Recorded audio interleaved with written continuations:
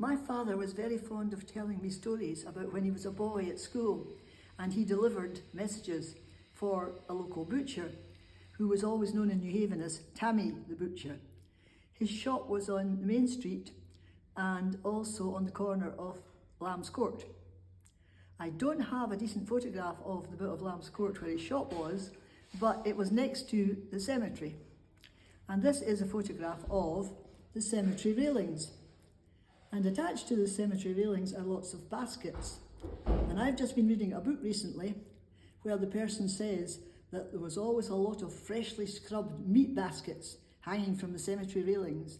So these are they, right next to his shop. Unfortunately, this photograph stops just short of his shop. Anyway, Tammy seemed to be quite a character, according to what my father told me. And my father always delighted in telling me stories that he thought were funny.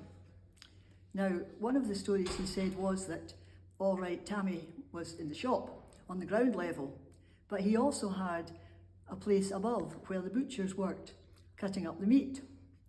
And when he needed something that a customer was wanting and he was running short of, he had an arrangement with a pulley where he could shout up and tell them, send down whatever it was, and it came down on this little platform. And then he was able to serve his customer.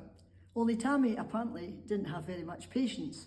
So if the item didn't come down immediately, he would then stick his head into this space and shout again, I said send down, whatever it was. So one day when my father was there, this was the sort of thing that was happening. Tammy had ordered them to send down something, it hadn't come. Tammy was getting exasperated and the men were getting a bit rattled as well. So eventually he pokes his head in the space and shouts up again, I said send down, whatever it was. So one of the butchers said, oh, for goodness sakes, give him that and let's get peace. Now, unfortunately, they didn't think to check whether the platform was up or down. They just thought it was up. So instead of going over to the platform, the guy just threw whatever it was. Might have been a bone, who knows. He just threw it to the space. Unfortunately, the platform was down. And unfortunately, also, Tammy chose that precise moment to stick his head out again and shout up, I said send down! And it came down, whatever it was, probably a bone, and hit him on the head. So of course he was none too pleased, as you can imagine, and I think my father probably learned a few new words that day. But anyway, that was one of the stories that my father was very fond of telling me about Tammy the Butcher. The other one that he was really well known for in New Haven was when children were sent to his shop for a message, for their mother. And when he counted out their change, he would say, and here's a halfpenny for yourself.